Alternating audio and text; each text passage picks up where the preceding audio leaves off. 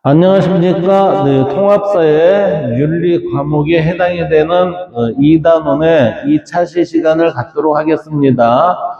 우리는 지난 시간에 행복의 다양한 기준에서 목표까지 한번 살펴봤어요. 이번에는 우리 주변 사람들에게 행복한 하루 보내와 같은 말을 종종 합니다. 행복한 하루 보내. 그리고 또 뜬금없이 우린 그러죠. 헤어지면서 나중에 밥 한번 먹자, 또는 차 한잔 하자, 아니면 영화 한번 보자, 뭐 이런 얘기를 하잖아요. 그래서 행복은 생활에서 충분한 만족과 기쁨을 느끼는 상태를 의미합니다. 이거 보세요. 행복은 뭐라고 그랬어요? 생활에서 충분한 만족과 기쁨을 느끼는 상태 그랬어요. 그러니까 행복에는 지금 여기에서 이 문장에 보면 두 가지가 있어요. 만족과 기쁨. 이것이 나타나는 상태입니다. 이렇게 되는 거지. 그래서 행복을 위해서는 의식주를 갖추고, 행복을 위해서는 의식주를 갖추고, 이 얘기는 금전적인 안정된 금전이 확보가 되어 있어야 합니다. 이 얘기예요. 이거를 우리는 맹자가 뭐라고 그랬냐면은 항산이면 항심입니다. 라고 그랬어요. 항심. 이 항산이라는 거는 경제적인 어느 정도의 독립이에요. 경제적인 독립을 하고 있는 사람들은 마음이 평정심을 유지할 수 있습니다. 이때의 항심이라는 거는 요거는 경제적인 부분이고 이거는 뭐냐면은 도덕적인 부분이에요. 도덕적. 항심이라는 거는 마음이 불안하지가 않고 평정심을 유지합니다라는 얘기예요. 그 평정심을 유지하는 상태를 우리는 도덕적 삶을 유지할 수 있습니다. 이렇게 표현을 해도 지장이 없을 겁니다.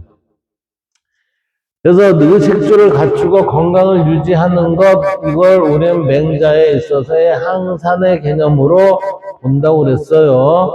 그러고 나서 일반적 기준이 충족되어야 이것을 우리는 뭐라고 했어요? 일반적 기준이 충족 그랬어요. 그리고 행복의 구체적 기준은 시대와 지역에 따라 다르게 나타납니다. 시대와 지역에 따라 다르게 나타난다는 것은 지역의 특성에 따라서 행복의 개념이 행복이라는 것이 이 개념이 다르게 정의가 되기 때문에 그렇습니다. 이렇게 돼요. 자, 이제 시대에 따른 행복의 기준을 볼까요? 시대에 따른 행복의 기준을 보면 우리의 행복의 기준은 시대적 상황에 따라 다르게 나타날 수 있습니다. 이 얘기는 간단히 보면 그래요. 정의가 무엇입니까? 그래요. 정의가 무엇입니까?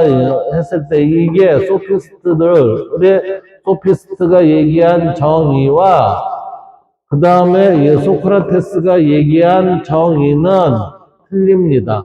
소피스트는 자기가 그리스 시대 때 여기저기 도시국가를 다녀다 보니까 자기가 다닌 곳의 정의의 개념은 각 지역마다 그 바르다, 선하다는 게 개념이 각각 틀렸어요.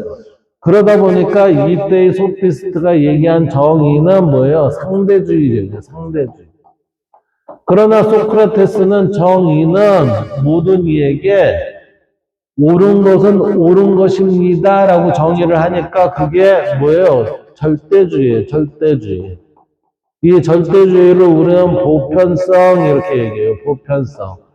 이렇게 얘기가 되니까 우리는 여기에서의 지금 행복의 기준은 시대적 상황에 따라 다르게 나타날 수 있다 그랬어요. 같은 그리스 시대인데도 지역에 따라 다르게 정의가 될 수가 있죠. 따라서 시대적 상황에 따라 다르게 나타날 수 있음을 살펴보았고 시대에 따라 지배적인 가치, 이 지배적인 가치와 사상, 사회 모습 등의 변하기 때문이다. 이걸 한마디로 뭐요? 문화 그랬어요. 무슨 문화예요? 각각의 지역 문화예요.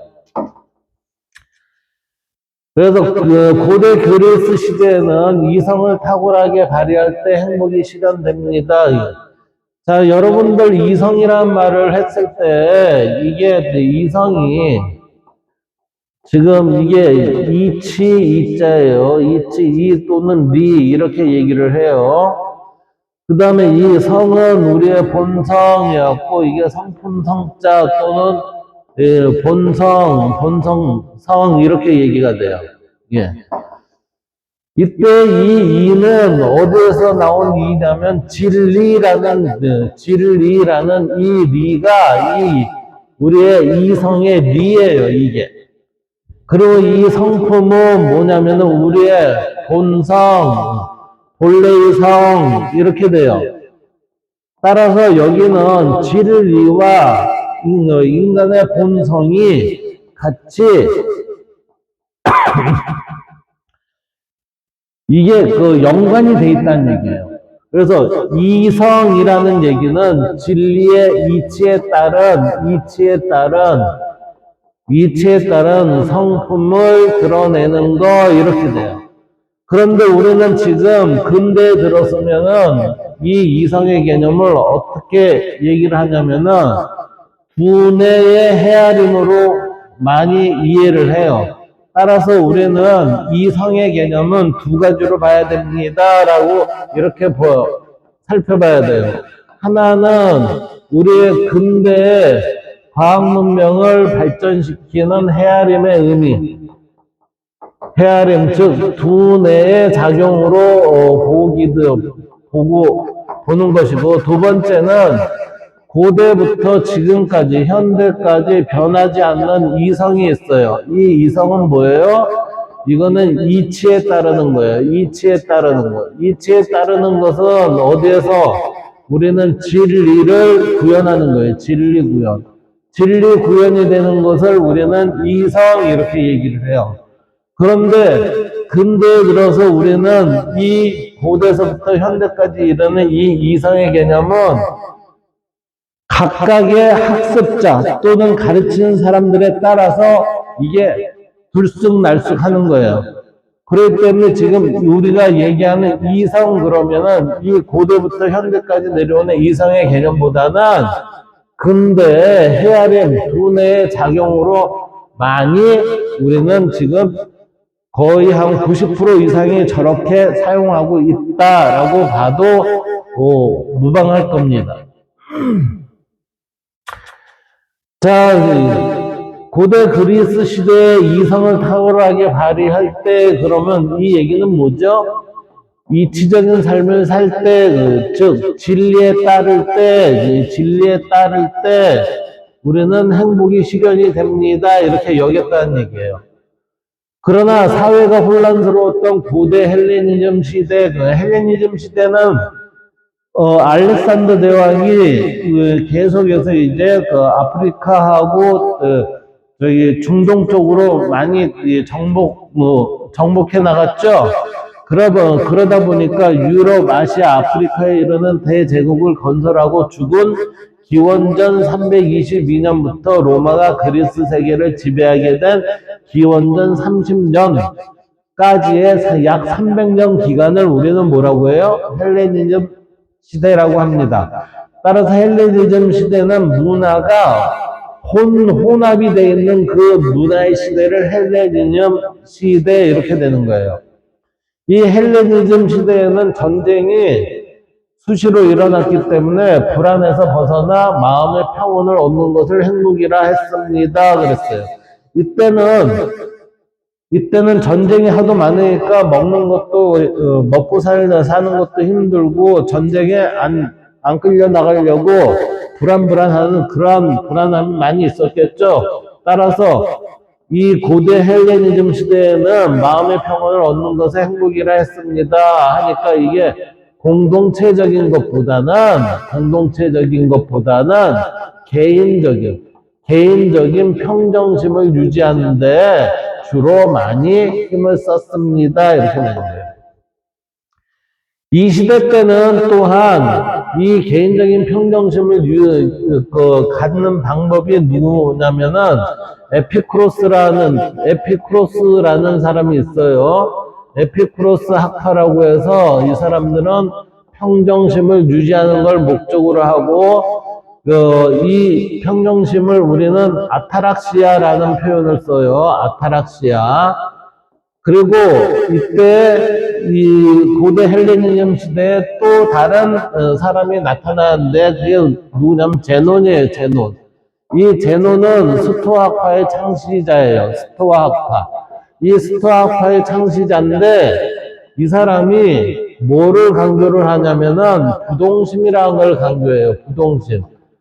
이 부동심은 우리가 이제 나중에 정념이라는 용어를 배우는데 감정의 혼란함을 극복을 해서 전혀 그 평정심을 유지하고 있는 상태를 얘기하는 걸 부동심이라고 해요. 이거를 우리는 아파테이아 그래요. 아파테이아. 그래서 이때 에피쿠로스 학파나 아타락시아라는 평정심을 유지하는 것을 목적을 뒀고 스토아파인 제노는 부동심인 아파테이아를 유지하는 것을 목적을 둔 그 시대였습니다.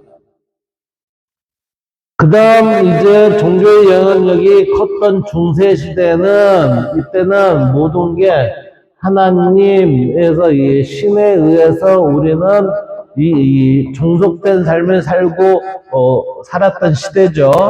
그래서 신앙을 통해 영원하고 완전한 존재인 신과 하나가 되는 것을 행복한 삶이라고 여겼습니다. 해서 이때 완전한 삶, 신과 하나 되는 행복한 삶, 지복, 이것을 우리는 토마스 아퀴나스는 지복적인 삶, 이렇게 얘기를 했어요. 그리고 근대 시대에는 인간의 기본적 권리를 중시하면서 그랬어요. 근대 시대는 뭐죠? 근대 시대는 산업혁명이 일어났어요. 산업혁명. 그 중세를 거쳐서 근대에 들어오니 이때는 신중심의 세계에서 뭐가 일어났죠?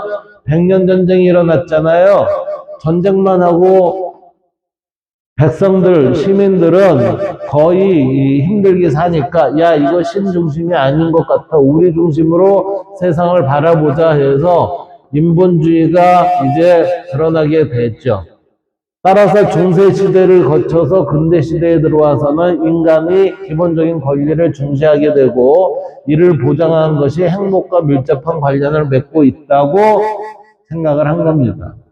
그리고 오늘날에는 그랬으니까 이거는 현대죠, 현대. 현대에는 경제적, 사회적, 환경적 측면 등 다양한 요소가 행복의 기준이 될 수 있는 시대가 지금 도래한 겁니다. 자, 이 옆에를 한번 볼까요? 지금 제가 이걸 다 행복의 다양한 기준을 설명하면서 옆에 것을 다 설명을 했어요. 고대 헬레니즘 시대의 행복의 기준은 두 개가 있다고 그랬어요. 그게 하나는 에피쿠로스 학파고, 또 다른 하나는 스토아 학파라고 그랬어요. 에피쿠로스 학파는 에피쿠로스가, 자기 제자들과 같이 이룬 학파입니다. 그래서 육체의 고통이 없고 마음의 불안이 없는 평온한 상태, 이것을 평정심 아타락시아라고 했는데 이것을 뭐라고 했냐면 정신적인 쾌락 그랬어요. 정신적인 쾌락. 따라서 에피쿠로스를 뭐라고 얘기하냐면 에피쿠로스 학파를 우리는 쾌락주의자 이렇게 얘기를 해요. 쾌락주의자. 이때의 쾌락이라는 것은 정신적인 쾌락이지 육체적인 쾌락이 아닙니다. 그 다음은 스토아파. 이러한 정신적인 쾌락으로부터 우리는 근대에 들어서면 벤담의 공리주의가 있어요. 공리주의도 뭐죠? 공리주의에서 얘기하는 게 쾌락과 그 다음에 고통이라는 게 있어요. 쾌락을 증진시키고 고통을 감소시키는 게 공리주의의 원리입니다. 그것을 이론상으로 뭐라고 얘기해요? 최대 다수의 최대 행복 이렇게 얘기하는 거예요. 자, 스토아파는 제논이 창시를 했어요. 이성의 명령에 따라 자연, 신을 따르는 삶입니다. 이때는 뭐를 했어요? 부동심이라고 해서 아파테이아 이것을 우리는 유지합시다 라고 했습니다. 자, 이제 근대 시대의 행복 기준은 뭐였어요? 산업화 민주화 시기에는 개인의 자유와 권리를 보장받는 것이 행복의 기준으로 변해 들어갔습니다. 근대 시대의 행복은 단일한 기준으로 규정되기보다는 이성, 자유, 경제, 개인의 욕구 등 다양한 요소가 결합된 다층적인 개념으로 변화되어 복잡화가 이루어졌습니다. 왜 이런 현상이 일어났을까요? 아까 뭐라고 그랬어요? 근대는 어디를 거쳐요? 중세를 거쳐서, 중세 시대를 거쳐서 근대 시대에 왔다고 그랬잖아요. 중세 시대는 신중심이죠. 인간 중심이 아니었어요. 신중심이고 인간 중심은 아닌 세상이었어요. 그런데 신중심인데 맨날 100년간의 전쟁을 하고 백성들은 궁핍하고 먹고 사는데 힘들고 불안하고 그러니까 야 이거는 얘가 아닌 것 같아요 하면서 근대 시대에 어떤 개념이 들어와요? 인간 중심으로 우리는 삶을 살아야 되지 않겠니? 하면서 행복은 단일한 기준으로 규정되기보다는 뭐예요? 이성과 자유와 얽매임이 없다는 거죠. 그 다음에 경제와 개인의 욕구 등 다양한 요소가 결합된 다층적인 개념으로 변화되어 복잡화가 됐습니다. 지금 이러한 근대 시대의 행복에 대한 원인이 네 가지가 있습니다. 이 네 가지를 지금부터 살펴보도록 하겠습니다. 자, 이때 그 원인이 어떤 형태로 드러나나 봅시다. 근대 행복은 첫째, 종교 중심의 세계관의 약화와 인간 중심의 사상이 등장이 됩니다. 그러므로 인해서 자신의 삶의 목적과 행복의 기준을 스스로 설정하게 되었죠. 둘째는 과학혁명과 계몽주의의 영향으로 합리적 계산과 개인의 판단에 따라 행복을 추구하게 됐어요. 이때 합리적 계산과 개인의 판단, 이 얘기는 뭐죠? 여기서 인간 중심의 사상이 이 부분에서 드러난다는 거예요. 이러다 보니까 어떤 게 나왔어요? 과학혁명과 계몽주의의 영향 그랬죠? 그러니까 사회의 봉건제가 깨지고 과학의 발달로 인해서 다양한 발명품들이 나오기 시작을 한 때예요, 근대가. 그래서 우리는 인간의 삶 중에 근대가 1차적인 혁신이 가장 많이 일어났던 시기입니다, 이게. 그 다음 셋째는 이러한 혁명으로 인해서 산업혁명과 사회 구조가 변화가 됐죠. 그래서 이때는 경제적 성공, 사회적 지위, 물질적 풍요, 개인적 성취 등을 행복의 요소로 이제 담아가게 됩니다.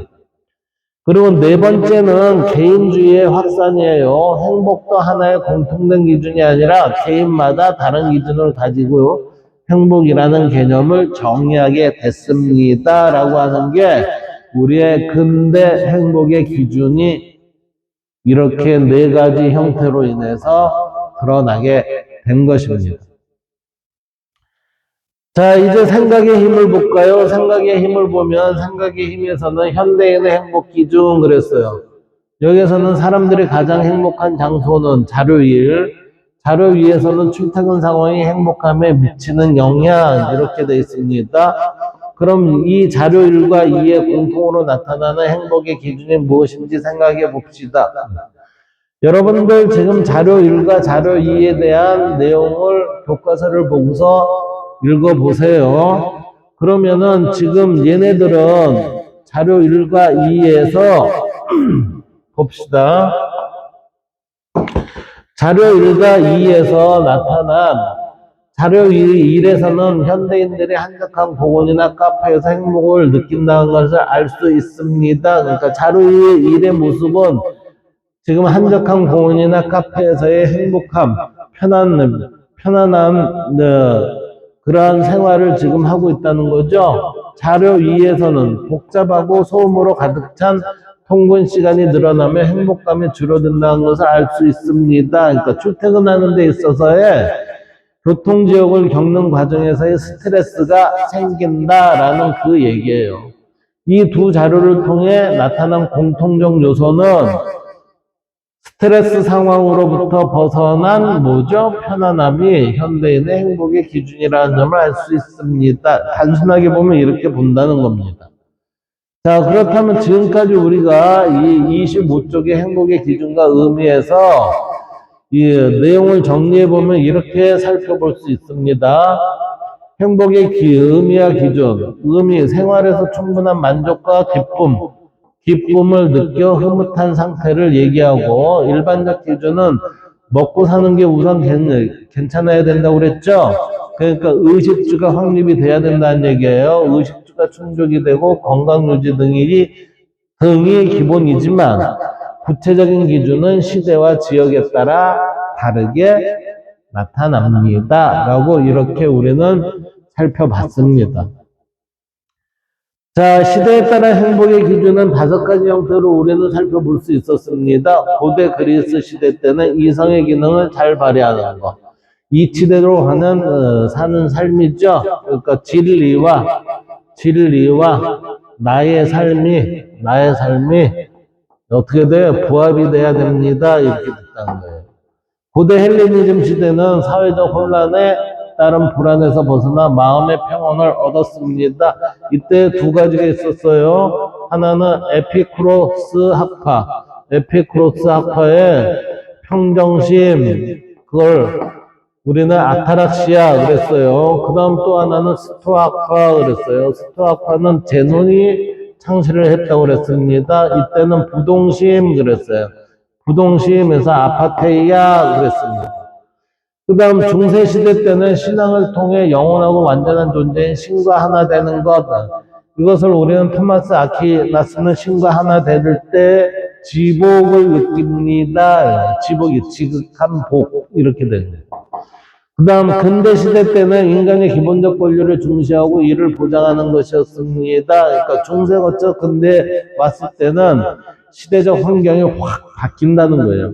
그렇지만 완전히 다 바뀌진 않잖아요. 그러니까 하부 구조가 바뀌는 거고 상대에 있어서의 종교적인 영향은 지속적으로 어느 정도의 유지는 돼 있어서 넘어온 거죠. 그래서 우리는 종교라는 게 지금까지 살아남은 거예요. 오늘날 경제적, 사회적, 환경적 측면 등 다양한 요소가 행복의 기준이 될 수 있었습니다. 라고 이렇게 우리는 25쪽의 교과 내용을 살펴볼 수 있었습니다. 여기 보면 지역에 따른 행복의 기준 그랬어요. 우리는 앞서서 지역에 따른 행복의 기준을 살펴봤는데 그게 결국 무슨 차이라고 그랬어요? 문화의 차이라고 그랬어요. 그래서 행복의 기준은 자연환경과 인문환경, 인문환경 이걸 통틀어서 우리는 문화 차이 이렇게 본다고 얘기했어요. 지역적 여건에 따라 달라질 수 있다. 자연환경이랑 기후, 지형 같은 자연상태의 환경. 그 자연환경의 대표적인 게 뭐예요? 건조기후 지역. 이게 사는 사람들에게는 깨끗한 물을 확보하는 것이. 그리고 이 건조지역이라는 거는 사막화가 되어 있는 중동이나 이런 데 지금 보면 중동과 같은 데라고 할 수 있겠네요. 일조량이 부족한 지역. 이거는 이제 비가 많이 오고 햇살이 별로 없으니까 이게 영국의 런던 같은데 거기를 볼 수가 있겠죠. 충분하게 햇볕을 쬐는 것이 행복의 기준이 될 수 있다. 그 다음 인문환경은 종교, 문화, 산업 등과 같이 인간의 활동으로 형성되는 환경 그랬어요. 자, 인문환경은 누가 만들어요? 사람이 만든 거예요, 인문환경. 그래서 인문환경이라는 거는 자연환경을 우리는 제1의 자연이라고 하고 제1의 자연이라고 하고 인문환경을 우리는 뭐라고 해요? 제2의 자연이라고 그렇게 배우기도 합니다. 형성되는 환경을 의미하며 인간의 가치관과 생활 양식에 영향을 주죠. 왜 그러냐면은 이 둘은 그 사회 현상에서 우리를 지배하는 하나의 도구의 툴이 되기 때문에 그래요. 그리고 유교문화권에서는 하늘로부터 부여받은 그랬어요. 유교문화권에서는 뭐죠? 천으로 인하여 이 세상이 구성되어 있습니다. 라고 이렇게 되는 거예요. 그래서 도덕적 본성을 보존하고 함양하면서 다른 사람과 더불어 살아가며 인을 실현하는 것을 행복으로 보았습니다. 이렇게. 그리고 불교 문화권에서는 불성을 바탕으로 무지와 집착에서 벗어나기 위한 수행과 고통받는 중생을 구제하는 실천을 통해 해탈의 경지에 이르는 것을 행복으로 보았습니다. 그리고 종교나 민족 간 갈등이 발생하여 분쟁이 심한 지역에는 안정과 평화가 특정 계층에 대한 억압과 차별이 있는 지역에서는 자유와 평등이 행복을 실현하는 요소가 될 수 있다 그랬어요. 자, 이 옆에 봅시다. 여기에 대한 지금 자연환경과 인문환경의 영향은 우리가 79쪽에 보면은 문화권의 특징에서 이거를 또 살펴볼 수 있다고 했습니다. 그리고 우리는 유교에 있어서 이인이라는 거는 뭐죠? 인간이 지는 본질적인 사랑이자 인간다움입니다. 라고 이렇게 얘기해요. 그래서 우리는 기독교의 사랑, 그 다음에 유교의 인, 그 다음에 불교의 자비, 얘네들은 속성은 같지만 드러난 표현은 다르다. 이렇게 보면 돼요. 그리고 불성이라는 거는 부처에 이를 수 있는 근본 성품으로 본래부터 중생에게 갖춰져 있습니다. 라고 이렇게 보면 되는 겁니다. 자, 이 옆에 부분을 봅시다. 스웨덴은 햇볕이 내리쬐는 시간이 비교적 짧은 겨울이 4개월 이상 지속되기 때문에, 그러니까 스웨덴은 햇볕이 내리쬐는 시간이 4개월 이상, 짧은 겨울이 4개월 이상 지속되기 때문에 1년 중 낮의 길이가 가장 긴 날을 특별히 여겨 이를 기념하는 축제를 갖습니다. 스웨덴에서는 이러한 축제의 기간이 있다네요. 그 다음 해탈이라는 말은 수행을 통해 도달한 궁극적 경지.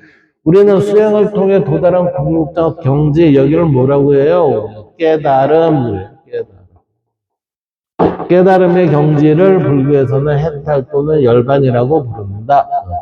열반을 고가 소멸된 상태, 그래서 비교할 바가 없는 크나큰 행복으로 여깁니다. 자, 그 다음 봅시다. 경제적으로 불안정한 지역에서는 물질적 풍요가, 경제적 안정을 잃은 지역에서는 물질적 풍요를 비롯한 전반적인 삶의 질이 행복의 기준이 될 수 있습니다. 지금 여기에서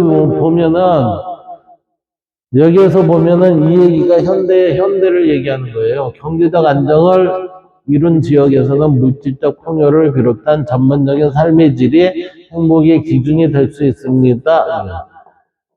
현대적인 사회예요, 현대적 사회.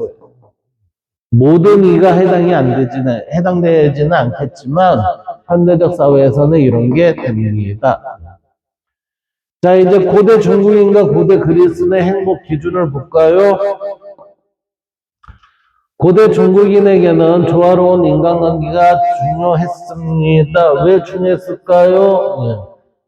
중국은 이게 뭐예요? 농경문화잖아요. 농경문화.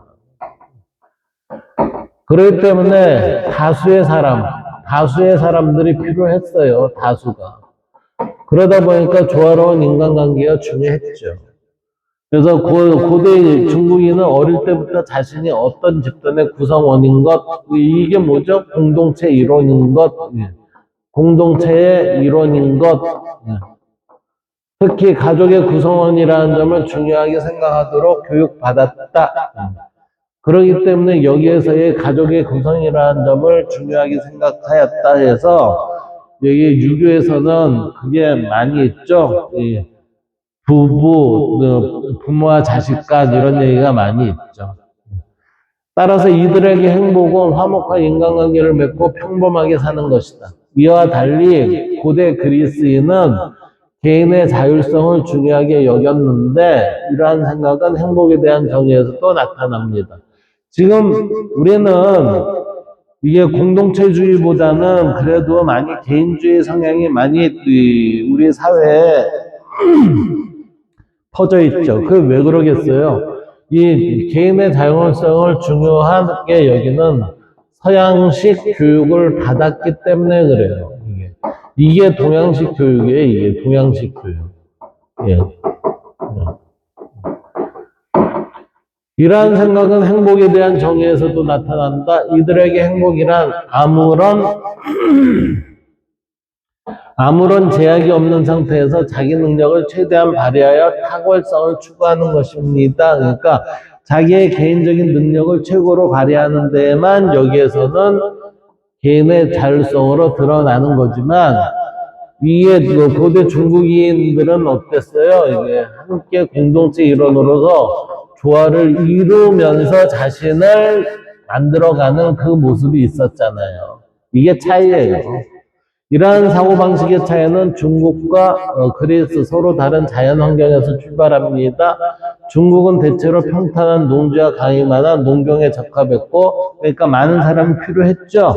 내 일손이 필요하고 상대의 일손도 필요했어요. 그렇기 때문에 여기에서는 조화가 필요한 환경이었고, 중국에서 주로 했던 쌀농사는 공동작업이 필수였기 때문에 사람들 간의 화목이 매우 중요했다. 반면 그리스의 자연 환경은 그랬어요. 그리스의 자연 환경은 사냥이나 수렵, 목축, 무역에 적합했습니다. 이러한 일은 쌀농사보다 타인과의 협동이 더 필요했습니다. 그래서 고대 그리스인에게 타인과의 화목을 유지하는 일은 고대 중국인보다 중요한 일이 아니었으며 고대 그리스는 중국인보다 많은 영역에서 훨씬 자유롭게 활동하였다. 그러니까 농경 문화는 우리의 활동 범위가 어느 정도 제한적이지만 얘네들은 그리스인들은 뭐예요? 수렵, 목축, 무역이죠. 그러니까 활동 범위가 어때요? 넓었다는 얘기죠. 그러니 함께 움직이는 것보다 개별적인 형태에서의 움직이는 게 더 용이했다 이렇게 보죠. 자, 우리 이제 동양 사상가들이 말하는 행복 세 가지를 한번 봅시다. 공자, 노자, 석가모니 그랬어요. 공자는 유교죠. 노자는 도가예요. 그 다음에 석가모니는 불교예요. 이렇게. 그래서 공자는 의롭지 않은데도 돈이 많고 지위가 높은 것은 마치 뜬구름과 같다라고 해서 우리는 인성 위주에 있어서의 뭐예요? 이게 성인을 지향을 합니다라고 성인과 군자를 지향을 합니다 해서 정신적인 편안함을 많이 얘기했어요. 그래서 거친 음식을 먹고 맹물을 마시며 팔을 굽혀 베개로 삼더라도 의로운 삶이라면 행복은 그 속에 있습니다. 그래서 부유하지 않더라도 배우고 익히는 데서 얻는 즐거움을 누리고 의롭게 사는 것이 중요하다라고 얘기를 하고 있습니다. 예, 반면에 노자는 뭘까요? 노자는 욕심내는 것보다 더 큰 죄가 없고 만족을 모르는 것보다 더 큰 화가 없으며 욕망을 채우는 것보다 더 큰 허물이 없습니다. 즉 만족할 줄 알아야 행복할 수 있습니다. 이 얘기는 뭐예요? 이거 그칠 줄 아니 이 얘기예요. 욕심이 크면은 뭐가 돼요? 문제가 발생이 됩니다. 이 문제는 뭐죠? 갈등이에요. 갈등이 되니까 이게 다툼이 일어나죠? 다툼이 일어나니까 싸움을 하게 됩니다. 이렇게 돼요. 그래서 행복해지기 위해서는 억지로 무언가를 얻으려 하지 말고 자연을 따라 살아야 합니다. 라고 해서 여기에는 자연 스스로 그러하듯이 해서 이 앞에 뭐가 들어가요? 무의 자연의 삶을 삽시다. 이렇게 되는 거예요. 자, 석가모니 만물의 상호 의존성 그랬어요. 이 얘기는 뭐냐면은 석가모니 만물의 상호 의존성이라는 얘기는 이 얘기는 그거예요. 이거는 인연생기라는 게 있어요. 인연생기. 따라서 여기에서의 두 번째, 네 번째 글자를 꺼내면 연기론 이렇게 돼요. 연기론. 그래서 인연생기가 인연이 있으면은 어떤 게 드러납니다. 이게 발생이 됩니다. 그러는 거예요. 그걸 연기론이라고 해요.